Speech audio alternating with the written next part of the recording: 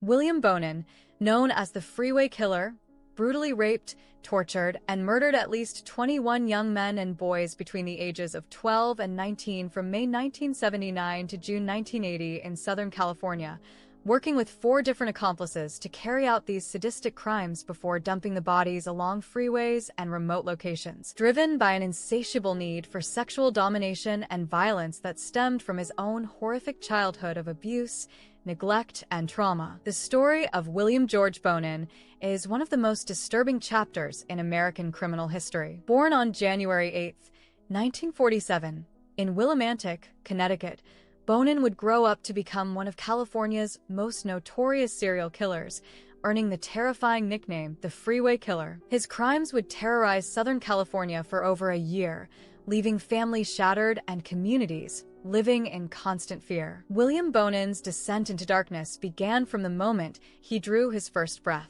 The second of 3 sons born to Robert Leonard Bonin Sr. and Alice Dorothy Coate, young William entered a world where violence, neglect, and abuse were daily realities. His parents were both alcoholics who had no business raising children, let alone protecting them from harm. Robert Bonin Sr. was a man consumed by his demons. He was not just an alcoholic, but a compulsive gambler who would bet away everything the family owned, including their home. When he wasn't losing money at the gambling tables, he was at home beating his wife, Alice, in front of their children. The beatings were so severe and frequent that neighbors could hear the screams coming from the Bonin household. But the violence didn't stop with Alice. When she wasn't around to absorb his rage, Robert would turn his fists on his 3 young sons. Alice Bonin was no better as a parent. Described by those who knew her as neglectful and absent, she spent most of her time playing bingo, leaving her children to fend for themselves. When she did leave the house,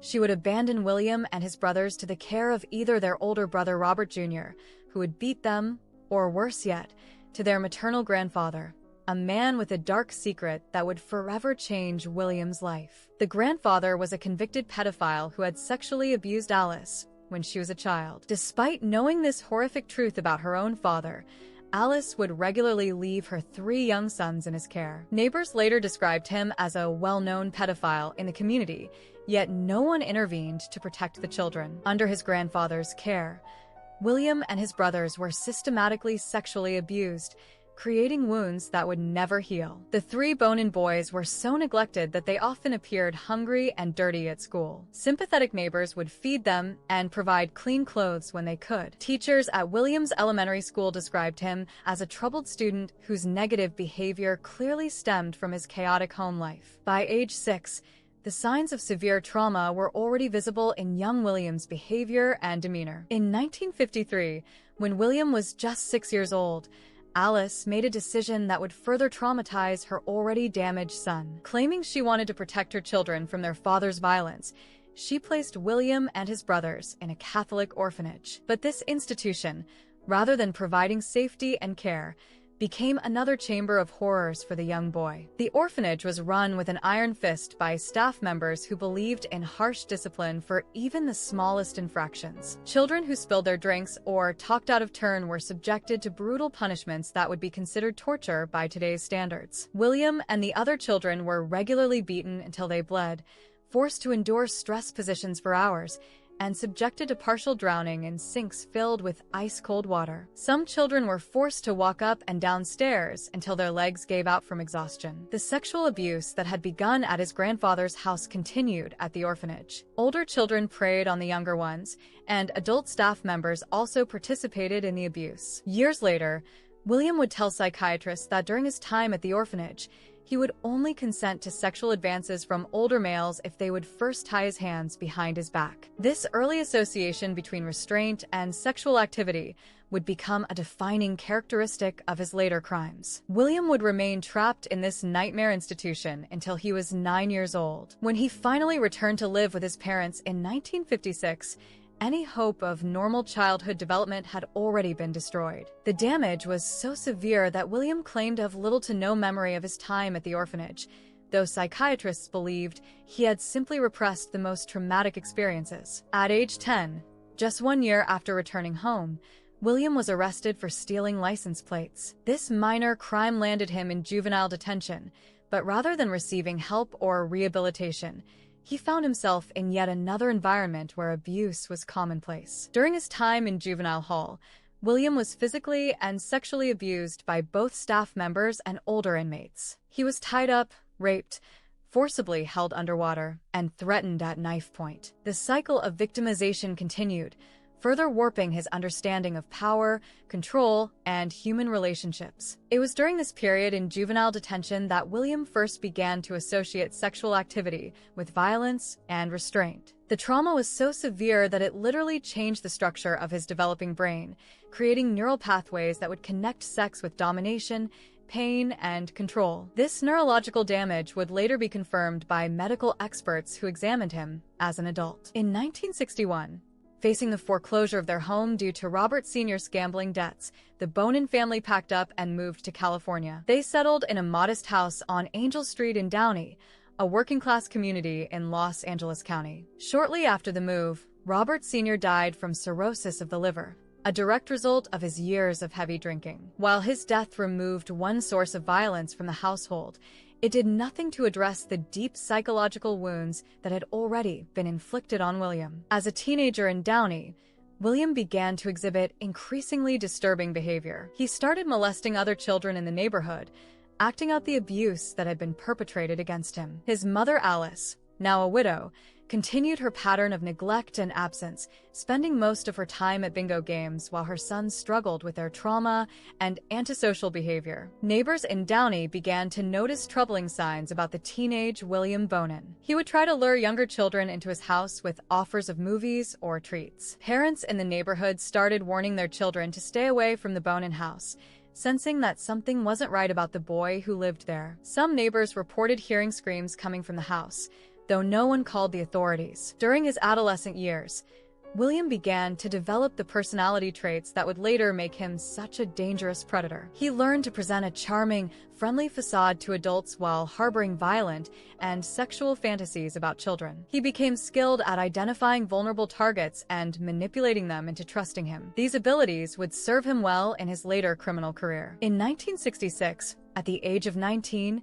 William Bonin enlisted in the United States Army. He was sent to Vietnam, where he served as a helicopter machine gunner. Some would later argue that the violence and trauma he witnessed in Vietnam contributed to his later crimes, but evidence suggests that his violent tendencies were already well established before his military service. His family members testified that they noticed no significant change in William's behavior when he returned from Vietnam in 1968. His younger brother Paul even described William as goody two-shoes during his youth because of his seemingly caring attitude toward others. However, this caring facade masked the dark urges that were building inside him. Within months of returning from Vietnam, William committed his first known sexual assaults. Between late 1968 and early 1969, he embarked on a series of attacks that would establish his pattern of predatory behavior. His victims were all young males, ranging in age from 12 to 18 years old. The attacks were planned and methodical, showing that William had developed a sophisticated understanding of how to select,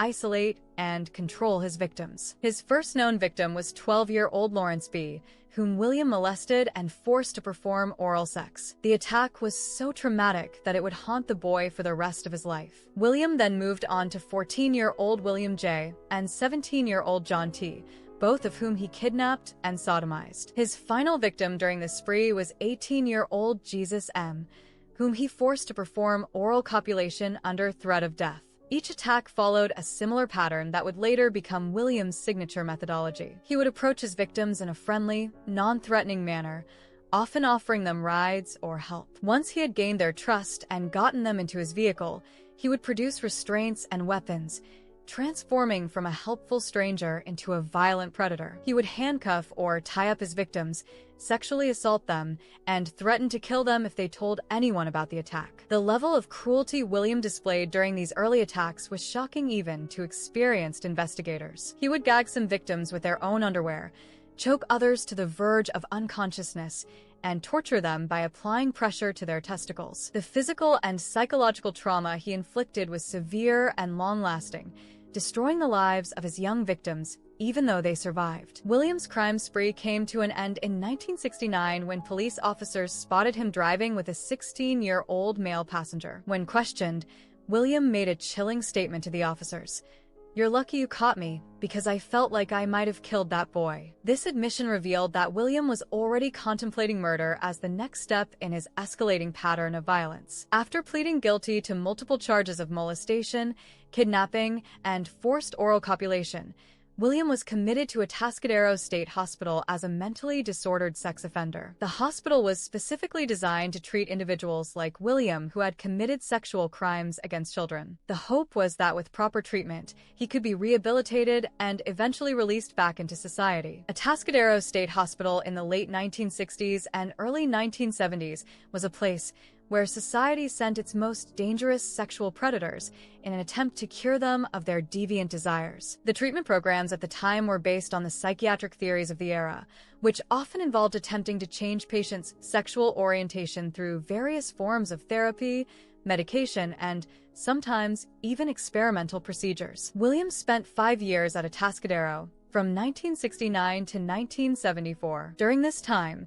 he participated in various treatment programs and underwent extensive psychological evaluation. The doctors who worked with him noted his intelligence and ability to present himself as cooperative and reformed. However, beneath the surface, William was simply learning to better hide his true nature and intentions. In 1971, after 2 years of treatment, the hospital staff made a devastating decision. They declared William unamenable to treatment, meaning they believed he could not be cured of his sexual deviance toward children. Rather than continuing to work with him or keeping him confined for public safety, they transferred him to regular prison to serve out the remainder of his sentence for his earlier crimes. This decision would prove to be a catastrophic mistake. In prison, William was surrounded by violent criminals who taught him new methods of intimidation and control. He learned how to be more careful about leaving evidence behind and how to select victims who were less likely to report crimes against them. Rather than being rehabilitated,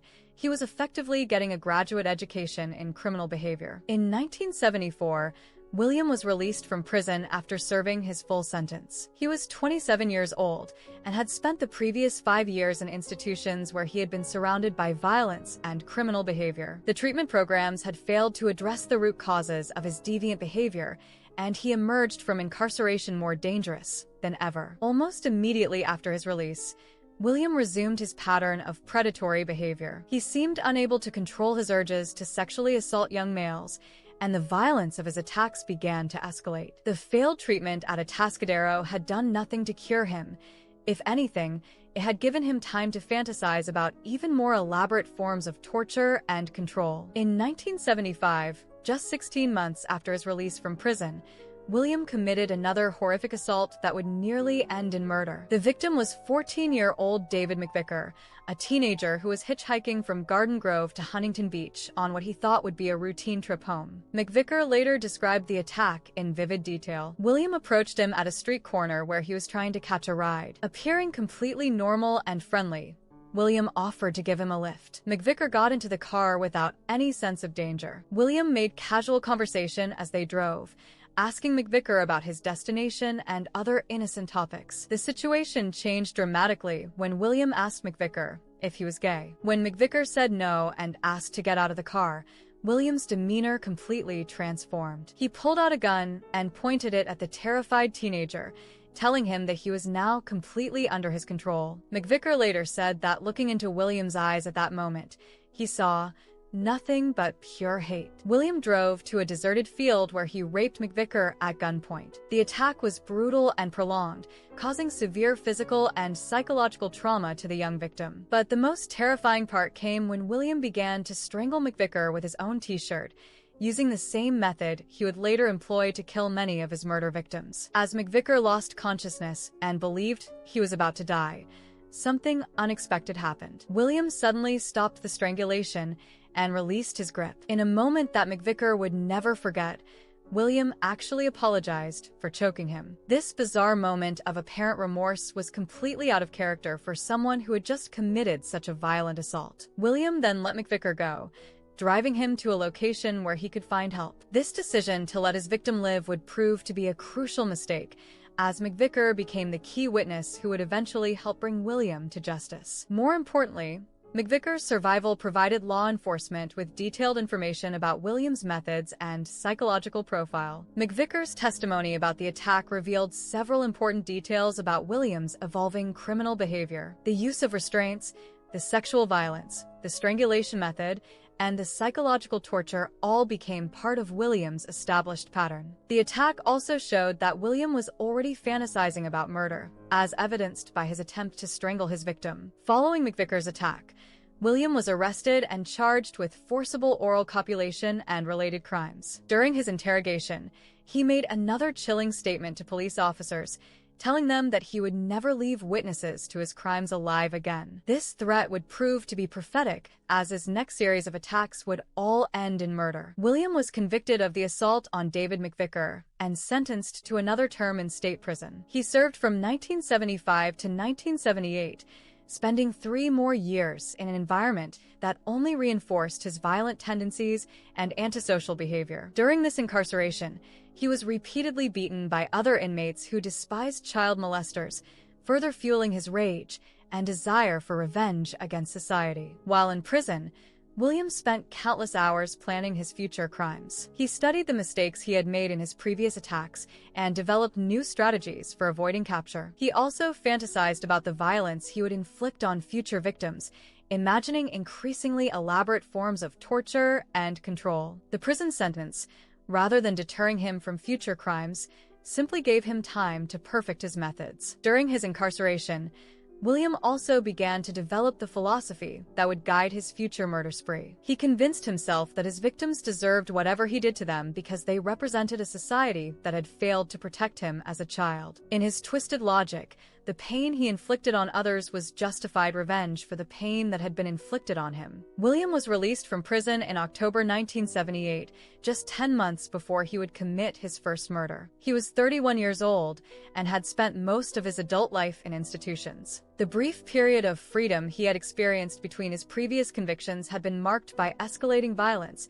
and there was every reason to believe that his next crimes would be even more severe. After his release from prison in October 1978, William moved into an apartment complex in Downey and began the process of rebuilding his life on the outside. However, his time in prison had changed him in fundamental ways. The beatings he had endured at the hands of other inmates had filled him with rage, and his promise to never leave witnesses alive showed that he was now prepared to commit murder. One of the first people William met after his release was Everett Fraser, a man who lived in the same apartment complex and regularly hosted parties that attracted young men from the area. Fraser later described William as respectful and well-behaved during his visits, having no idea that he was befriending one of California's most dangerous predators. These parties became William's hunting ground, where he would identify potential victims and accomplices. It was at Fraser's parties that William met the 4 young men who would become his accomplices in murder: Vernon Butts,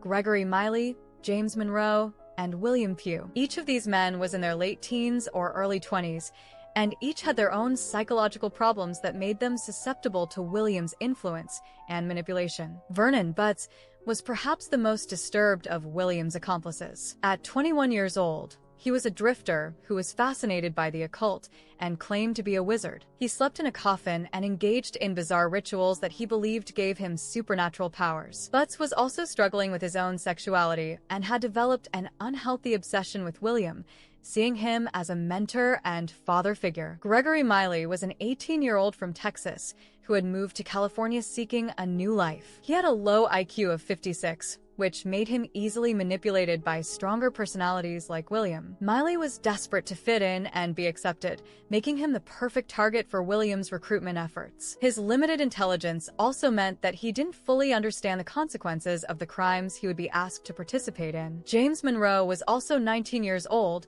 and, like William, was bisexual. He had been drifting through life without direction when he met William and was immediately drawn to his confidence and apparent success. William offered Monroe a job at Dependable Drive-Away, the trucking company where he worked, giving him both employment and a sense of belonging that he had never experienced before. William Pugh was 17 years old and the youngest of the group. He was from a troubled background and had already had several run-ins with the law for minor crimes. Like the others, He was looking for acceptance and direction in his life, and William seemed to offer both. He was also easily intimidated, which made him an ideal candidate for William's criminal plans. William's recruitment of these young men was a calculated process that demonstrated his sophisticated understanding of human psychology. He identified individuals who were isolated, insecure, and searching for belonging. He then positioned himself as a mentor and provider, offering them friendship, employment, and a sense of purpose that they had never experienced before. The relationships William developed with these young men were complex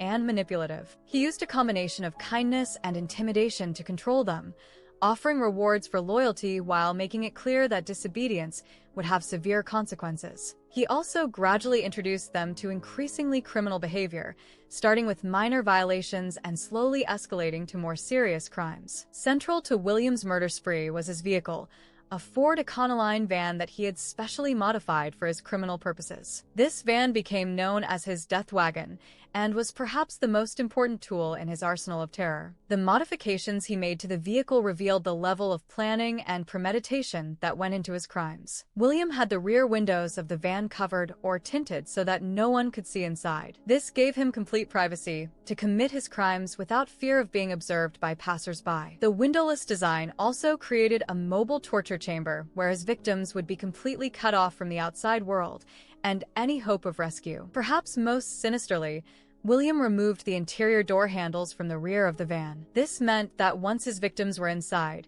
they had no way to escape even if they weren't physically restrained. The psychological impact of this modification cannot be overstated. Victims would realize that they were trapped in a moving prison with no possibility of escape. Inside the van, William stored an array of weapons and torture devices that he would use on his victims. These included knives of various sizes, a tire iron for bludgeoning, nylon cords and ropes for restraints, and other implements designed to inflict maximum pain and terror. He also kept materials for cleaning up evidence, showing his awareness of the need to avoid leaving traces of his crimes. The van was carpeted with a distinctive avocado green shag carpeting that came from a specific manufacturer in North Carolina. This carpet would later become crucial evidence in the investigation, as fibers from it were found on multiple victims. The unique weave and color made it possible for investigators to link various crime scenes to William's vehicle. William's choice of a van rather than a car was strategically important. The larger interior space gave him room to move around and commit extended assaults on his victims. The van also appeared more innocent and helpful than a car might have. When he offered rides to hitchhikers, the van suggested that he was a working man who was simply being helpful rather than a predator hunting for victims. The van also served as mobile storage for William's collection of souvenirs from his crimes. In the glove compartment, investigators would later find a scrapbook filled with newspaper clippings about the Freeway Killer murders. This collection showed that William was following the media coverage of his crimes and took pride in the fear and attention they generated. In May 1979, nearly 6 months after his release from prison, William Bonin committed his first murder. The decision to kill rather than simply assault his victims represented a fundamental escalation in his criminal behavior and fulfilled his earlier promise to police that he would never leave witnesses alive again. The victim was a young man whose identity has been disputed in various accounts, but what is clear is that this first murder established the pattern that William would follow for the next year. The victim was young, male, and vulnerable. Exactly the type of person that William had been targeting for sexual assault for over a decade. The murder was not a spontaneous act of violence, but rather a carefully planned execution that William had been fantasizing about for months. He had spent his time in prison imagining how it would feel to have complete power over another human being, and murder represented the ultimate expression of that power. Following the murder, William experienced what he would later describe as an incredible sense of satisfaction and release. The act of killing gave him a feeling of control and dominance that exceeded anything he had experienced during his previous sexual assaults. This psychological reward ensured that murder would become an essential component of his future crimes. The successful completion of his first murder also proved to William that he could kill without immediate consequences. He had managed to dispose of the body without being caught, and the police investigation that followed failed to identify him as a suspect. This success gave him confidence to continue killing and to refine his methods. By the summer of 1979, William had begun the systematic murder spree that would terrorize Southern California for the next year. His crimes followed a consistent pattern that demonstrated both his careful planning and his sadistic enjoyment of his victims' suffering. William typically operated during the evening and night hours, when young people were more likely to be hitchhiking or walking alone. He would cruise the streets of Los Angeles, Orange, and surrounding counties, looking for potential victims who fit his preferred profile. Young males between the ages of 12 and 19 who appeared vulnerable and unlikely to be immediately missed. His approach to potential victims was always friendly and helpful. He would pull up to hitchhikers or young people walking alone and offer them rides, sometimes claiming to be going in their direction or offering to take them wherever they needed to go. His ordinary appearance and helpful demeanor made it easy for victims to trust him and accept his offers of assistance. Once his victims were in the van, William would drive to secluded locations where he could commit his crimes without interruption. These locations were carefully selected in advance and included remote areas near freeways, abandoned buildings, and deserted parking lots. The isolation ensured that his victims' screams would not be heard and that he would have time to complete his attacks. The sexual assaults that followed were prolonged and brutal, often lasting several hours. William took pleasure in his victims' fear and pain, and he would often verbally torment them while physically abusing them. He used various instruments to inflict pain and would sometimes force his victims to participate in degrading acts that added to their psychological trauma. The murders themselves were typically committed by strangulation, though William also used other methods depending on his mood and the circumstances. He preferred strangulation because it gave him a sense of intimate control over his victims' lives, allowing him to watch as the life slowly left their eyes. This personal connection to the act of killing was an essential part of the psychological satisfaction he derived from murder. After killing his victims, William would dispose of their bodies along freeways or in other public locations where they would eventually be discovered. The placement of the bodies was not random, but rather a deliberate attempt to send a message to the community and to the police. By leaving the bodies in visible locations, William was announcing his presence and demonstrating his power. On August 5, 1979, William and his accomplice Vernon Butts picked up their first victim together. The victim was 17-year-old Marcus Grabs, a German exchange student who was backpacking through the United States. Grabs had been hitchhiking along the Pacific Coast Highway when William offered him a ride. According to William's later confession, he engaged in consensual sexual activity with Grabs initially, convincing the teenager to allow himself to be bound with cords and wire. However, once Grabs was restrained, the situation turned violent. William retrieved a knife and began threatening his victim while Butts drove toward William's home. At William's house, Grabs was repeatedly raped and beaten by both William and Butts. When Grabs managed to break free and punch William, the violence escalated dramatically. William strangled Grabs with a cord and then stabbed him 77 times in a frenzy of rage and sexual excitement. The brutality of the attack shocked even Butts, who had thought he was prepared for violence. The body of Marcus Grabs was dumped along a road near Malibu Creek, where it was discovered the following day. The savage nature of the wounds and the sexual assault provided investigators with their first clear evidence that they were dealing with a serial killer of extraordinary cruelty. Just one day after the murder of Marcus Grabs, William and Butts struck again. Their second victim was 17-year-old Mark Shelton, whom they encountered near Beach Boulevard. William offered Shelton $400 for sexual services, and the teenager agreed to get into the van. The attack on Shelton followed a similar pattern to the previous murder, with William initially engaging in sexual activity before the situation turned violent. However, this time the violence escalated even more quickly. William and Butts both participated in the sexual assault, and when Shelton showed fear and resistance, they began beating him unconscious. The torture of Mark Shelton was particularly horrific, involving the use of foreign objects including sticks that were inserted into his body, causing him to go into shock. The physical trauma was so severe that it proved fatal even before William could strangle him. His body was discarded beside a gravel road in Cajon Pass. These first two murders established the pattern that would characterize all of William's subsequent crimes. The victims were young males who were lured into trusting him, then subjected to prolonged sexual assault and torture before being murdered and dumped in public locations. The level of violence was extreme even by the standards of serial killers, demonstrating William's complete lack of empathy and his sadistic enjoyment of his victim's suffering. As the summer of 1979 turned to fall, William's crimes became increasingly frequent and violent. The success of his first murders had given him confidence, and the psychological satisfaction he derived from killing had created an addiction that demanded more and more victims. On September 9, 1979, William and Vernon Butts encountered 17-year-old David Louis Murillo, who was riding his bicycle in La Mirada. They convinced Murillo to get into their van, possibly by offering him money or claiming to need directions. Once inside the vehicle, Murillo was immediately restrained and driven to Butts' residence. During the drive to Butts' house, William sexually assaulted Murillo while Butts drove. The attack was brutal and prolonged,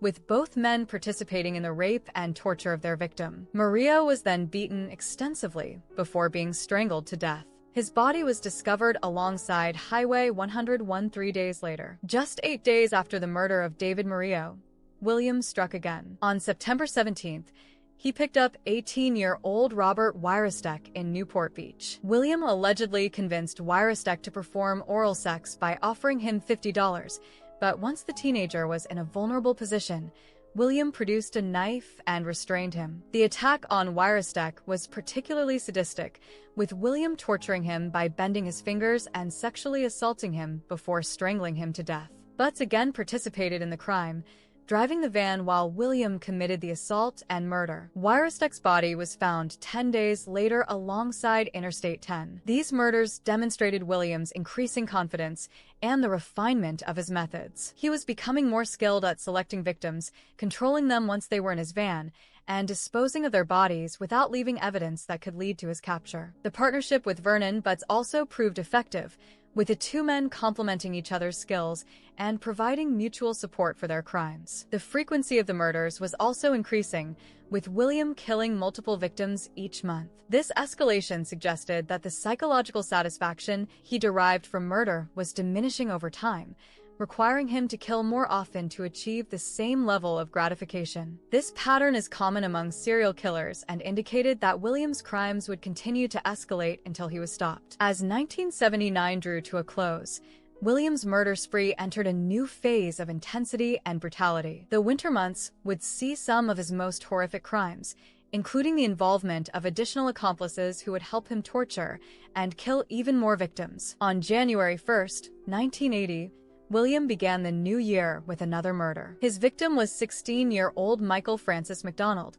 whom he encountered near the Chino airport. William lured McDonald into his van under the pretense of providing drugs for him to sell, a common tactic for gaining the trust of teenagers who were looking for ways to make money. Once McDonald was in the van, William drove to a secluded location behind an apartment building where he bound, beat, and raped his victim. The assault was prolonged and brutal, with William taking particular pleasure in McDonald's fear and pain. After completing the sexual assault, William strangled McDonald to death and dumped his body alongside Highway 71. The body was not identified until March 24, 1980. On February 3, 1980, William committed what would become one of his most notorious crimes, a double murder that demonstrated both his escalating violence and his ability to recruit new accomplices to participate in his crimes. That morning, William had invited a 16-year-old boy to his parents' house to drink and have sex, but when he allegedly caught the boy stealing $100 from his wallet, he flew into a rage and decided to commit murder. Later that evening, William drove to Hollywood with a new accomplice, 18-year-old Gregory Miley, with a specific intention of finding victims to kill. Miley was one of the young men William had met at Everett Fraser's parties, and like the others, he had been gradually drawn into William's criminal activities through a combination of manipulation and intimidation. In Hollywood, William and Miley encountered 15-year-old Charles Miranda near the Starwood nightclub on Santa Monica Boulevard. According to Miley's later testimony, William engaged in consensual sexual activity with Miranda in the van while Miley drove. However, the situation quickly turned deadly when William announced to Miley that Miranda was going to die. When Miley asked why William wouldn't just let Miranda go, William replied, "Because he'll know us and know the van." This statement revealed the calculating nature of William's decision to kill, He wasn't acting in a moment of passion, but rather making a cold, logical decision to eliminate a potential witness. What followed was a prolonged torture session that lasted several hours. William beat, bound, and gagged Miranda, then informed the terrified teenager that he had to be killed because of the earlier theft incident. Miranda began begging for his life, but William was unmoved by his pleas. He sexually assaulted Miranda while Miley watched, and when Miley unsuccessfully attempted to rape the victim himself, both men began physically assaulting him. The murder of Charles Miranda was particularly cruel, with William strangling him with his own t-shirt using a jack handle to twist the fabric like a tourniquet around his neck. This method of strangulation was one of William's preferred techniques because it allowed him to control the pressure and prolong his victim's suffering. Miranda's body was later dumped in a Los Angeles alleyway. What made this crime even more shocking was what happened immediately afterward. According to court testimony, just 5 minutes after killing Charles Miranda, William turned to Miley and said, "I need another one." This statement revealed that the murder of one victim had not satisfied William's bloodlust. Instead, it had only increased his desire to kill again. The second victim that night was 12-year-old James McCabe, the youngest person William would ever murder. McCabe was waiting at a bus stop in Huntington Beach, planning to go to Disneyland, when William and Miley approached him. William pulled over and asked McCabe what he was doing. When the boy said he was going to Disneyland, William offered to give him a ride there. The murder of James McCabe was especially heinous because of the victim's young age and innocent intentions. The 12-year-old boy had been looking forward to a fun day at Disneyland when he encountered the two killers. William raped the child while Miley drove the van, then beat him and strangled him to death. McCabe's battered body was found the next day at a construction site in Walnut City. The double murder of Charles Miranda and James McCabe on February 3, 1980, represented a significant escalation in William's crimes. Not only had he killed 2 people in one night, but he had also successfully recruited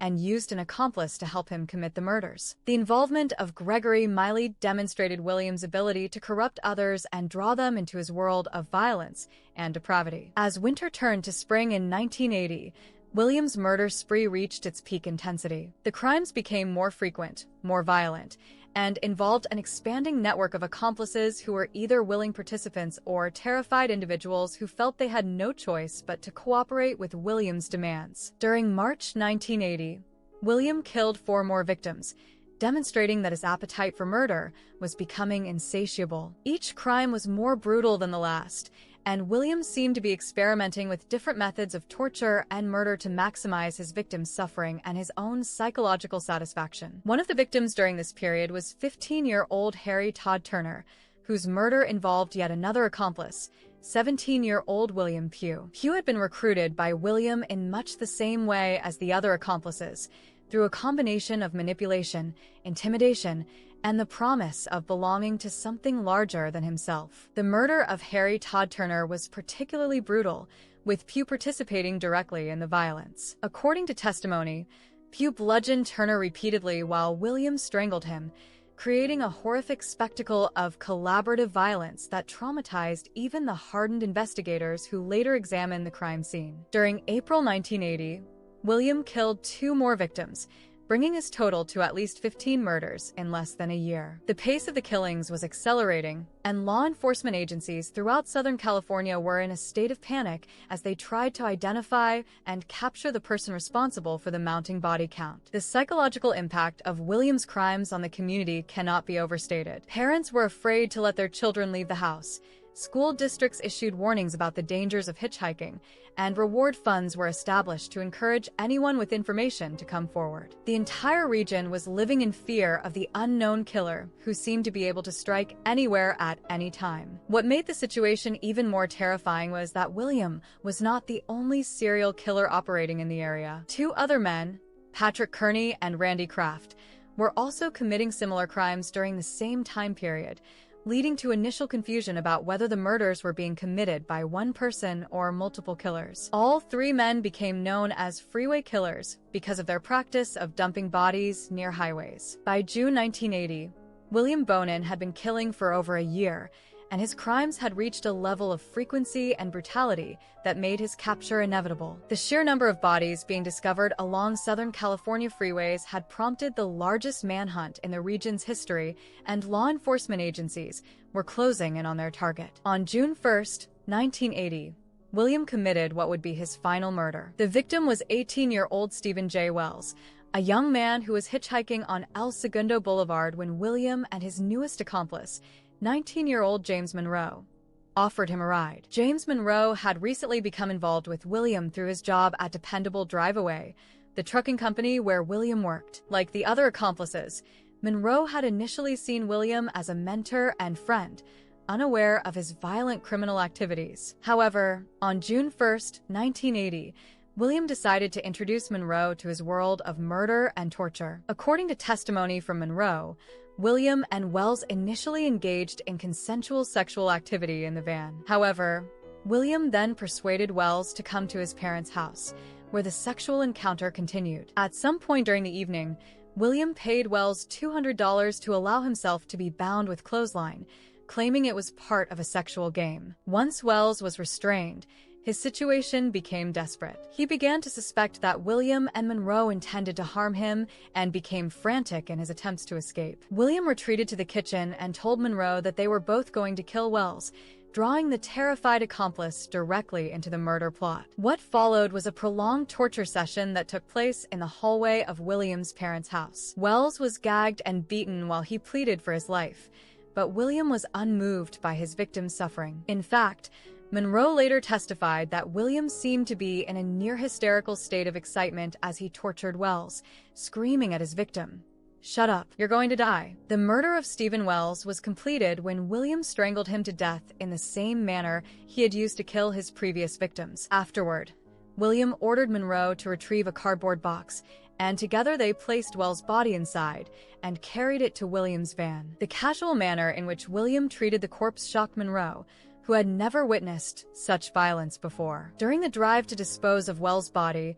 William made a chilling confession to Monroe. He told his accomplice that he, Vernon Butts, and others had committed many of the Freeway Killer murders that had been terrorizing Southern California for the past year. This admission revealed the scope of William's crimes and confirmed that he was indeed the primary perpetrator that law enforcement had been seeking. At Vernon Butts' apartment, William invited his longtime accomplice to view Wells' body in the van. When William asked where he should dispose of the corpse, Butts recommended against using the nearby canyons and suggested instead dumping the body near a gas station. They drove to a disused gas station in Huntington Beach and left Wells' body in the cardboard box behind the building. The body of Stephen Wells was discovered just 5 hours later by two brothers who had parked nearby. This quick discovery meant that the body was relatively fresh when found, providing investigators with more forensic evidence than they had been able to gather from previous victims whose bodies had been exposed to the elements for longer periods. Following the murder of Stephen Wells,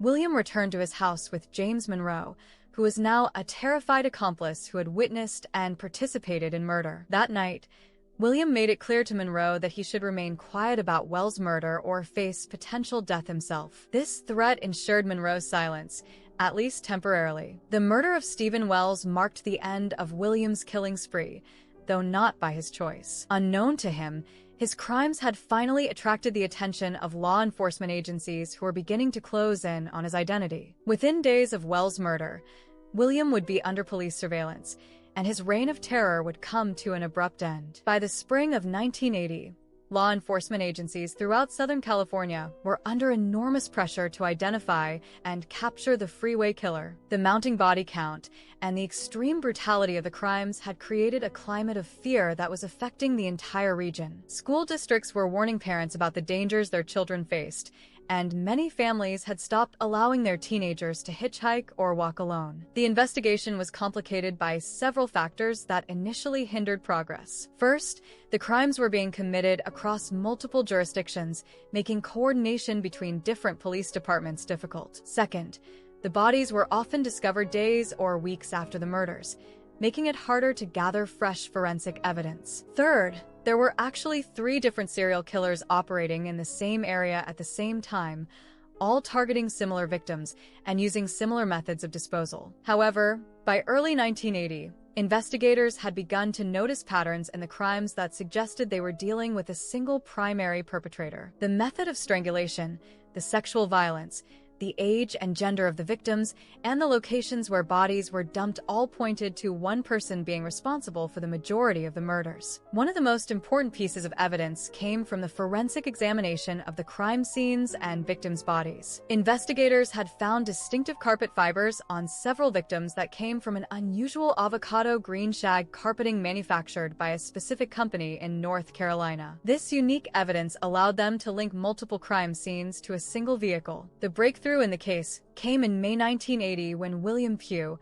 one of William's accomplices, was arrested for auto theft. While in custody, Pugh made statements to police that connected William Bonin to the Freeway Killer murders. However, Pugh was careful to present himself as an innocent bystander rather than an active participant in the crimes. According to Pugh's initial statement to police, he had once received a ride home from a party with William Bonin, during which William had bragged about being the Freeway Killer. Pugh claimed that William had talked about hurting young boys and had made statements that suggested he was responsible for the murders that had been terrorizing the area. While Pugh's statement was not entirely truthful, he had actually participated in at least one murder himself. It provided investigators with their first solid lead pointing to William Bonin as the primary suspect. The information was credible enough to warrant placing William under surveillance, a decision that would ultimately lead to his capture. On June 2, 1980, just one day after William had murdered Stephen Wells, police began conducting surveillance on him. The timing was almost perfect.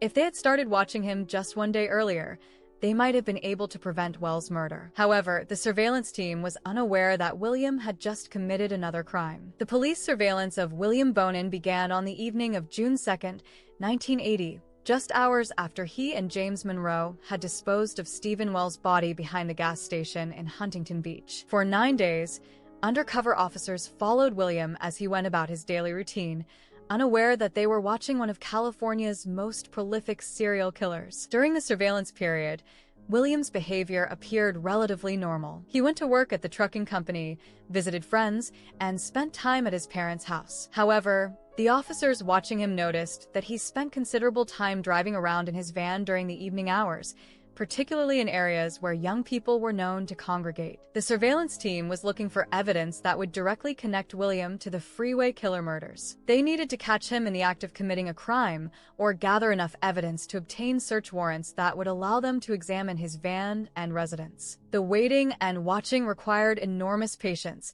but they knew that William would eventually make a mistake. On the evening of June 11, 1980, William's behavior became more suspicious. Police observed him driving through Hollywood in what appeared to be a random pattern, but experienced investigators recognized that he was actually hunting for victims. They watched as he approached 5 separate teenage boys, attempting to lure them into his van with offers of rides or other assistance. The first 5 boys that William approached were either suspicious of his motives or simply not interested in accepting rides from a stranger. Each rejection must have been frustrating for William, who was accustomed to being able to manipulate young people into trusting him. However, his persistence in trying to find a victim was providing police with exactly the evidence they needed. Finally, William succeeded in convincing a 6th boy to get into his van. The victim was 17-year-old Harold Eugene Tate, an Orange County runaway who was particularly vulnerable because he had no stable home or family support system. Tate's decision to accept William's offer of a ride would save his life,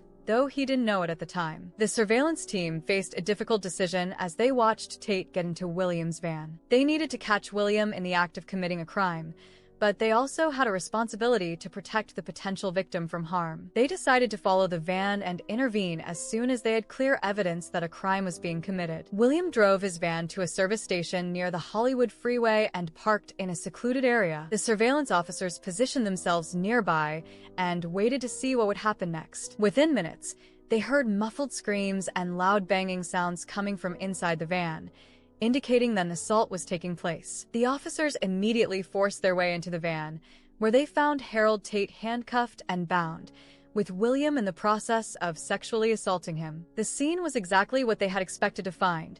but seeing it firsthand was still shocking even to experienced law enforcement officers. William was caught in the act of committing the same type of crime that had been attributed to the Freeway Killer. William was immediately arrested and charged with the rape of a minor. He was also held on suspicion of murder in connection with the death of Charles Miranda, whose case had been one of the most extensively investigated of the Freeway Killer murders. The arrest marked the end of William's reign of terror and the beginning of one of the most complex criminal cases in California history. The arrest of William Bonin on June 11, 1980, was just the beginning of a massive investigation that would ultimately reveal the full scope of his crimes. When police searched his van and residence, they found a treasure trove of evidence that conclusively linked him to the Freeway Killer murders. Inside William's van, investigators discovered numerous items that had been used in the commission of his crimes. These included various restraining devices such as handcuffs, ropes, and cords that matched materials found on several victims. They also found multiple knives and a tire iron that had been used to torture and kill his victims. Perhaps most damning was the discovery that the interior door handles had been removed from the rear of the van,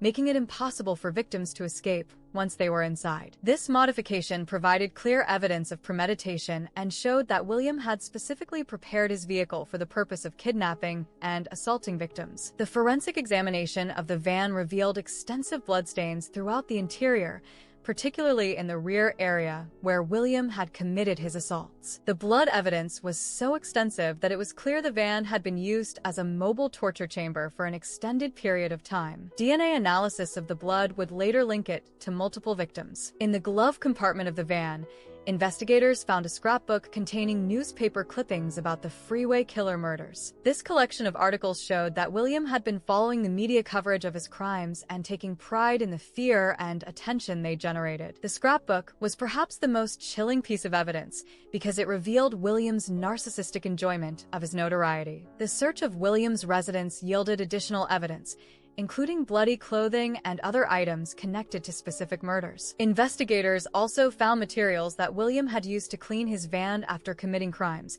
showing his awareness of the need to destroy evidence. As news of William's arrest spread, several of his accomplices began to panic. James Monroe, who had participated in the murder of Stephen Wells just 9 days earlier, was so frightened that he stole William's car and fled to Michigan. However, he was quickly tracked down and arrested, becoming one of the key witnesses in the prosecution's case. Vernon Butts, William's longest-serving accomplice, was arrested on July 25, 1980, and charged as an accomplice in 6 of the Freeway Killer murders. Initially, Butts attempted to minimize his involvement, but faced with overwhelming evidence, he eventually cooperated with investigators and provided detailed information about his participation in the crimes. Gregory Miley and William Pugh were also arrested and charged in connection with specific murders. The arrest of these accomplices provided investigators with multiple witnesses who could testify about William's crimes and help fill in the details of how the murders had been committed. After several days of denying his involvement in the Freeway Killer murders,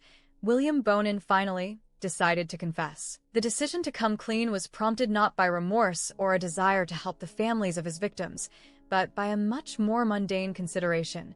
He wanted a hamburger. According to police officers who were present during the confession, William had been refusing to cooperate with the investigation until he was presented with a letter from the mother of one of his victims. The letter was a heartbreaking plea for William to reveal the location of her son's body so that the family could have closure and provide their child with a proper burial. However, William later admitted that the letter had little impact on his decision to confess. Instead, he told investigators, "I was dying for a hamburger, and I knew if I went out with the cops, they would get me a hamburger." This callous statement revealed the shallow and selfish nature of William's personality and his complete lack of empathy for his victims and their families. William's confession was extensive and detailed, covering not just the murders for which he had been arrested, but also additional crimes that police had not yet connected to him. He confessed to killing 21 people, though he was suspected of being responsible for even more deaths. The confession process took several days and provided investigators with crucial information about the location of additional bodies and evidence. What made William's confession particularly disturbing was the casual manner in which he described the horrific crimes he had committed. According to officers who were present, He talked about torture and murder like you'd talk about painting the house. He showed no remorse or emotion as he described the suffering he had inflicted on his victims, treating their deaths as nothing more than entertainment. One detective who witnessed the confession said, "There wasn't one of us in that room that didn't want to kill him." An attorney who was present described the experience as like sitting in a room of horrors. The complete absence of human emotion or empathy in William's recounting of his crimes was profoundly disturbing even to hardened law enforcement professionals. During his confession, William provided details about his methods and motivations that helped investigators understand the psychology behind his crimes. He explained that the torture part was the most important aspect of his attacks, revealing that the suffering of his victims was more important to him than the sexual assault or even the murder itself. William also revealed that he had been collecting souvenirs from his crimes, including photographs and personal items belonging to his victims. These trophies had been hidden in various locations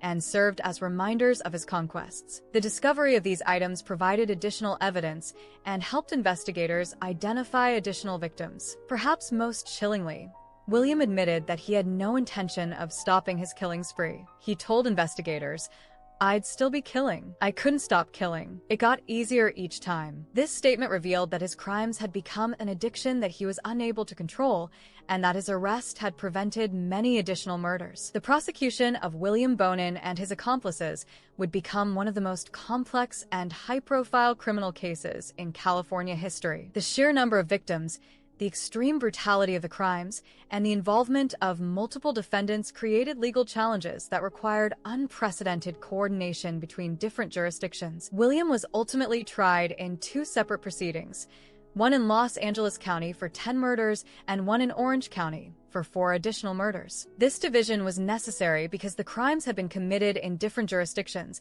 and each county's district attorney's office wanted to ensure that William received the maximum possible punishment for the crimes committed in their territory. The Los Angeles County trial began first in late 1981. The prosecution was led by Deputy District Attorney Sterling E. Norris, who had extensive experience with violent crimes but admitted that the Bonin case was unlike anything he had ever encountered. The evidence presented during the trial was so graphic and disturbing that several jurors became physically ill and had to be excused from the courtroom. The prosecution's case was built primarily on the testimony of William's accomplices, who had agreed to cooperate in exchange for reduced sentences. Vernon Butts, Gregory Miley, James Monroe, and William Pugh all testified about their participation in specific murders and provided detailed accounts of William's methods and motivations. The testimony of these accomplices was crucial because most of William's crimes had no surviving witnesses other than the perpetrators themselves. The accomplices were able to describe not only what had happened to specific victims,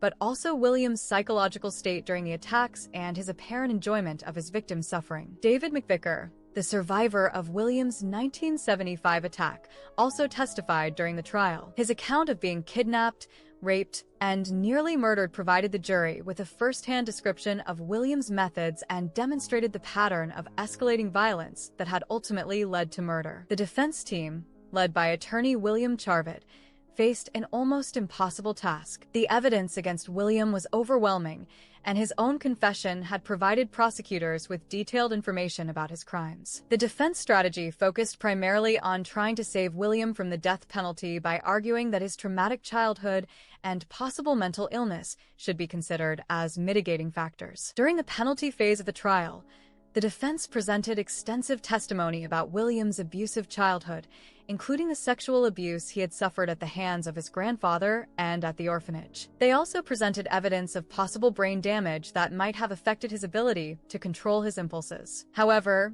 the prosecution countered this argument by presenting evidence of William's careful planning and his attempts to avoid capture, which demonstrated that he knew his actions were wrong and was capable of controlling his behavior when it served his interests. They argued that William's crimes were not the result of mental illness, but rather of a calculated decision to inflict suffering on others for his own gratification. On January 5, 1982, the Los Angeles County jury found William guilty on all counts, including 10 counts of first-degree murder with special circumstances. The special circumstances findings were crucial because they made William eligible for the death penalty under California law. During the penalty phase, The jury heard additional testimony about the brutality of William's crimes and the impact they had on the victims' families. Several family members testified about the devastating loss of their loved ones and the ongoing trauma they continued to experience as a result of William's actions. On March 12,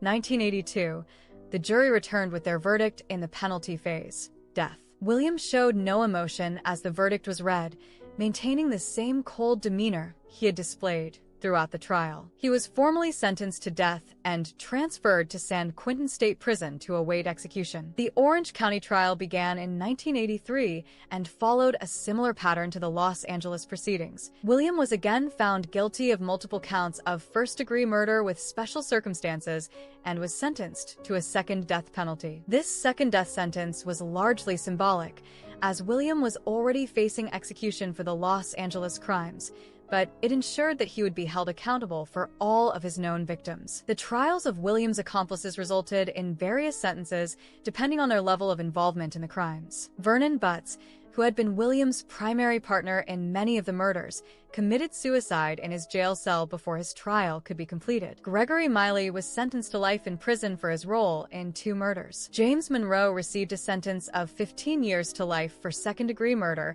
and William Pugh was convicted of voluntary manslaughter and sentenced to 6 years. Following his conviction and death sentence, William Bonin was transferred to San Quentin State Prison, where he would spend the next 14 years on death row awaiting execution. During his time in prison, he continued to display the same lack of remorse and empathy that had characterized his crimes. William's behavior on death row was notable for his apparent adjustment to prison life and his ability to form relationships with other inmates, including several notorious serial killers. He became friends with Douglas Clark, Lawrence Bittaker, and other condemned prisoners who had committed similar crimes. These relationships suggested that William felt more comfortable among violent criminals than he ever had in normal society. During his incarceration, William also pursued various artistic and literary activities. He created paintings and wrote short stories, some of which were shared with people outside the prison. His attorneys and supporters pointed to these creative pursuits as evidence of his humanity and potential for rehabilitation,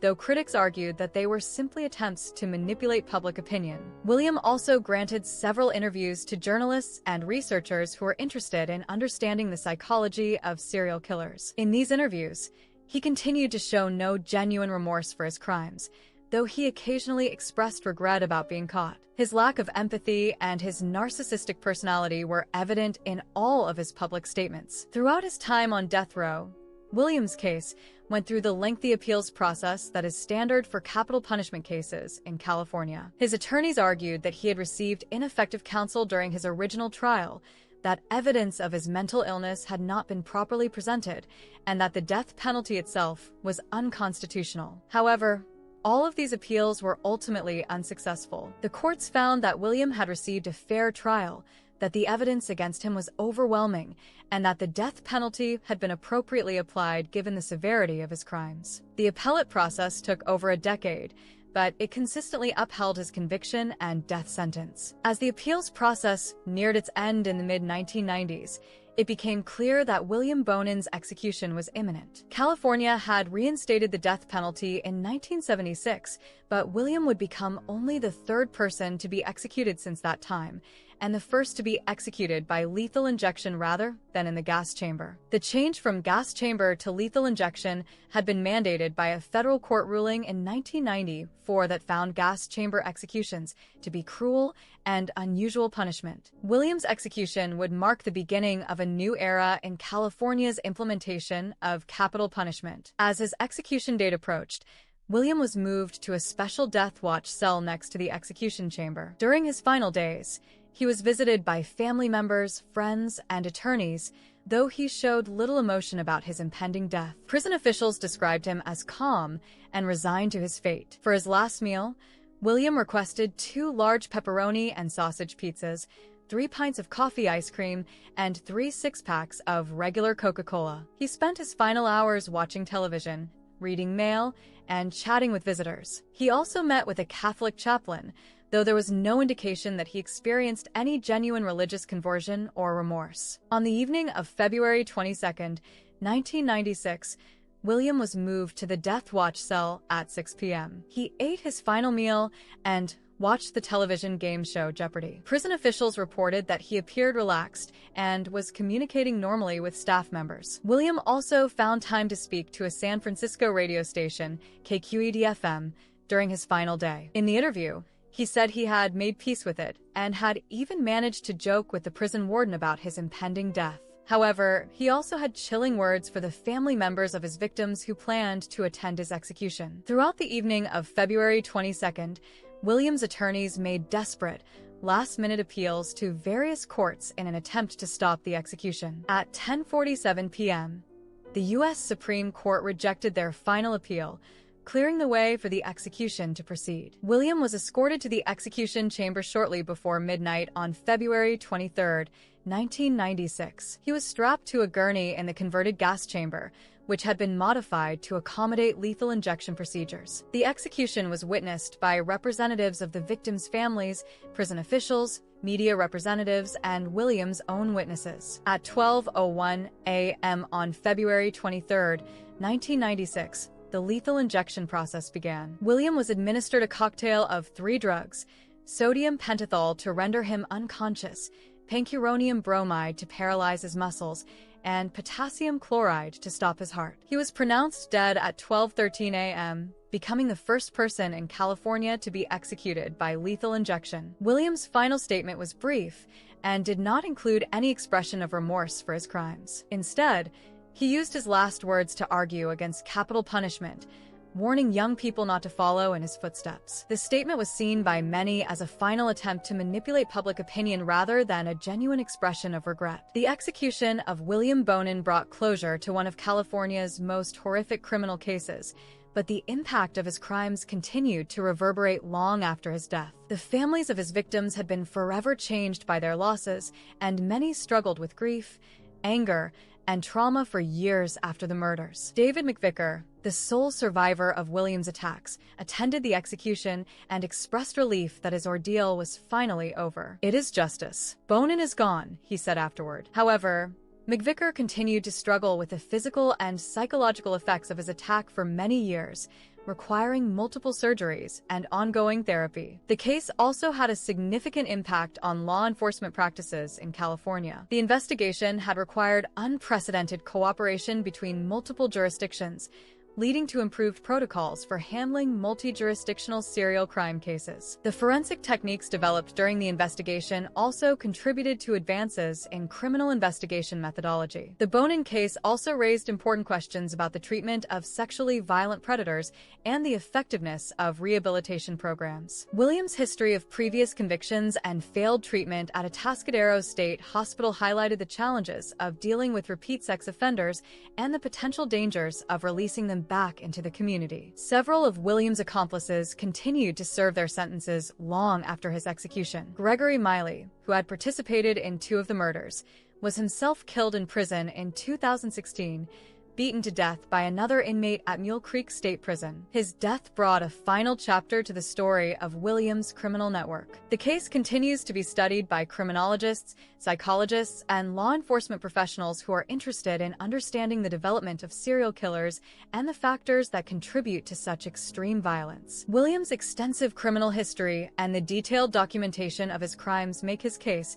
one of the most thoroughly documented examples of serial killing in American criminal history. The Bonin case also contributed to changes in California's approach to sex offender management and monitoring. The repeated failures of the criminal justice system to prevent William's escalation from sexual assault to murder led to reforms in how repeat sex offenders are supervised and monitored after their release from prison. The case of William Bonin provides a unique opportunity to examine the development of a serial killer from childhood through his ultimate execution. The extensive documentation of his life, crimes, and psychological evaluations offers insights into the factors that can contribute to such extreme criminal behavior. William's childhood was characterized by virtually every risk factor that researchers have identified as contributing to the development of violent criminal behavior. He experienced severe physical abuse, sexual abuse, emotional neglect, and institutional abuse during his formative years. The combination of these traumatic experiences literally altered the development of his brain, creating neural pathways that associated violence with power and control. However, it's important to note that many children who experience similar trauma do not become serial killers. William's case demonstrates that while childhood abuse may be a contributing factor to violent behavior, it is not a direct cause. Other factors, including genetics, social environment, and individual psychological characteristics, also play crucial roles in determining whether someone will become violent. The psychiatric evaluations conducted on William throughout his life consistently identified him as having antisocial personality disorder, a condition characterized by a complete lack of empathy for others and a willingness to violate social norms and laws for personal gain. This diagnosis helped explain his ability to commit such horrific crimes without experiencing guilt or remorse. William also showed clear signs of sexual sadism, a paraphilia in which sexual arousal is achieved through the suffering of others. This condition explained why torture was such an important component of his crimes, and why he was unable to achieve satisfaction through normal sexual relationships. The combination of antisocial personality disorder and sexual sadism created a particularly dangerous individual who is capable of extreme violence. The role of William's accomplices in his crimes also provides important insights into the psychology of collaborative murder. Each of his accomplices was a vulnerable young man who was seeking belonging and acceptance. William's ability to identify and recruit these individuals demonstrated his sophisticated understanding of human psychology and his skill at manipulation. The relationship between William and his accomplices also illustrates how violence can be socially learned and transmitted. Many of the young men who worked with William had no previous history of violent crime, but they were gradually inducted into increasingly serious criminal behavior through a process of desensitization and peer pressure. The true cost of William Bonin's crimes cannot be measured simply in terms of the number of people he killed. Each murder destroyed an entire family network,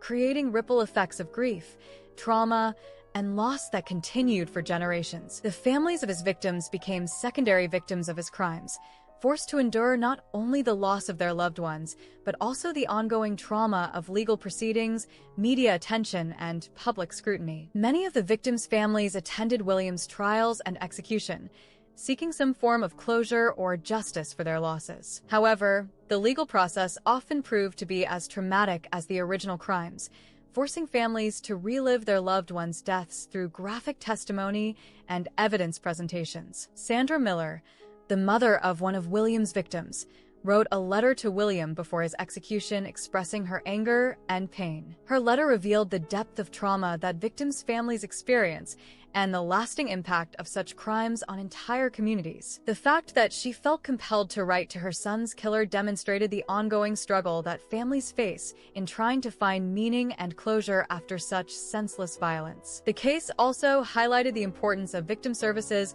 and support programs for the families of murder victims. Many of the families affected by William's crimes lacked the resources and support they needed to cope with their losses, leading to additional trauma and long-term psychological problems. David McVicker's experience as a survivor also illustrates the long-term impact of violent crime on victims. Despite surviving his attack, McVicker continued to struggle with physical and psychological problems for decades afterward. His story demonstrates that the effects of violent crime extend far beyond the immediate assault and can continue to affect victims for the rest of their lives. The case of William Bonin offers several important lessons for law enforcement, mental health professionals, and society as a whole. Perhaps most importantly, it demonstrates the critical importance of early intervention in cases of child abuse and neglect. William's criminal behavior was clearly rooted in the severe trauma he experienced as a child, and effective intervention at that stage might have prevented his later crimes. The case also highlights the limitations of the criminal justice system in dealing with repeat sex offenders. William's pattern of escalating violence was clearly established by his early 20s,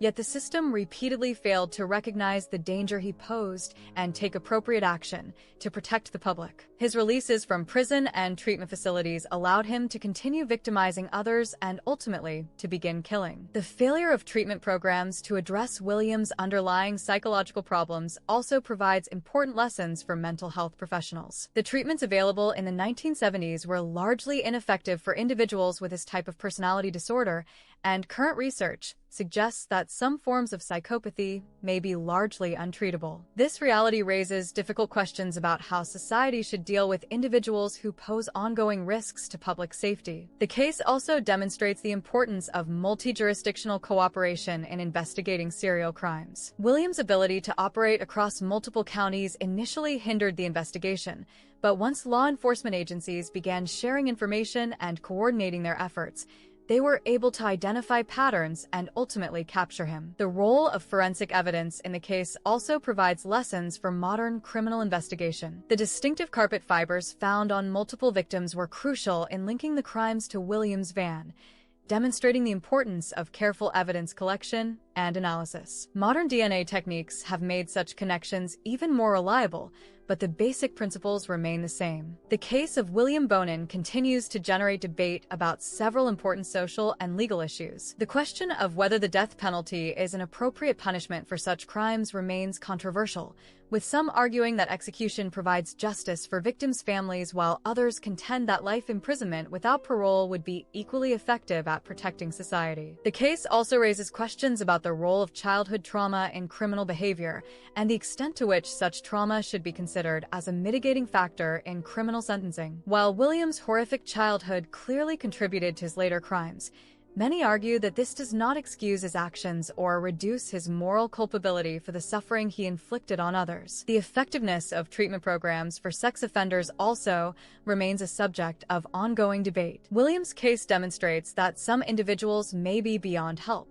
but it also raises questions about whether more effective treatments might have been available if he had received different interventions at different stages of his life. The case also continues to inform research into the psychology of serial killing and the factors that contribute to such extreme violence. Researchers continue to study William's case, along with those of other serial killers, in an attempt to better understand these crimes and develop more effective prevention strategies. When William Bonin was executed on February 23, 1996, he took with him the secrets of additional crimes that may never be solved. While he was convicted of 14 murders and confessed to 21, investigators believe he may have been responsible for as many as 36 deaths. The full extent of his crimes may never be known, leaving some families without closure and some cases forever unsolved. The investigation into William's crimes required thousands of hours of police work, involved dozens of investigators across multiple jurisdictions, and cost taxpayers millions of dollars. The legal proceedings that followed consumed additional years and resources, demonstrating the enormous social cost of such crimes beyond their immediate human impact. The case file for William Bonin fills numerous boxes and contains thousands of pages of reports, interviews, evidence logs, and legal documents. This extensive documentation serves as a record not only of his crimes, but also of the massive effort required to investigate and prosecute such cases. The file continues to be studied by researchers and law enforcement professionals seeking to better understand serial crime. The physical evidence from William's crimes, including his van and other materials, was preserved for years after his execution. The van, in particular, became a sort of macabre artifact that was stored in a secured lot along with the vehicles of other notorious criminals. The decision of what to do with such evidence raises questions about the balance between historical preservation and the desire to avoid glorifying criminal behavior. The story of William Bonin represents one of the darkest chapters in American criminal history. Over the course of just over a year, from May 1979 to June 1980, he transformed from a repeat sex offender into one of the most prolific and sadistic serial killers the nation has ever seen. His crimes terrorized Southern California, destroyed numerous families, and forever changed the lives of everyone who came into contact with his violence. William's case serves as a stark reminder of the devastating consequences that can result from childhood abuse, failed institutions, and a criminal justice system that sometimes fails to adequately protect society from dangerous individuals. His progression from victim to victimizer illustrates how trauma can perpetuate cycles of violence that span generations. The investigation and prosecution of William's crimes represented a massive effort by law enforcement agencies throughout Southern California. The cooperation between different jurisdictions, the coordination of forensic evidence, and the successful prosecution of multiple defendants demonstrated the criminal justice system at its best, even as the case revealed significant weaknesses in the system's ability to prevent such crimes in the first place. The impact of William's crimes extended far beyond his immediate victims to encompass their families, friends, and entire communities. The fear he generated changed how people lived their lives, making them more cautious about trusting strangers and more protective of their children. The scars he left on Southern California society took years to heal. Perhaps most importantly, William's case continues to provide valuable lessons for law enforcement, mental health professionals, and society as a whole. It demonstrates the critical importance of early intervention in cases of child abuse, the need for effective treatment programs for sex offenders, and the challenges of balancing public safety with individual rights. The execution of William Bonin on February 23, 1996, marked the end of his personal reign of terror, but his case continues to resonate in discussions about criminal justice, mental health treatment, and the prevention of violent crime. His story serves as both a cautionary tale about the potential for human evil and a reminder of the importance of protecting society's most vulnerable members from predators who seek to exploit and harm them. In the end, William George Bonin's legacy is one of unimaginable cruelty and senseless violence, but also of the resilience of the human spirit and the determination of a justice system that, despite its flaws, ultimately succeeded in holding him accountable for his crimes. The 21 young lives he took can never be restored, but their memory serves as a reminder of the preciousness of life and the importance of protecting the innocent from those who would do them harm. The story of the Freeway Killer stands as one of the most comprehensive examples of how childhood trauma, institutional failure, and personal evil can combine to create a monster.